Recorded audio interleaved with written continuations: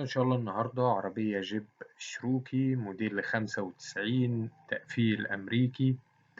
العربية 6 سلندر، مكنة شرح الشاسيه، يعني رقم الشاسيه هو رقم المكنة، يعني العربية مغيرتش مكنة. العربية كاملة أوتوماتيك، كراسي كهرباء، زيرو دواخل.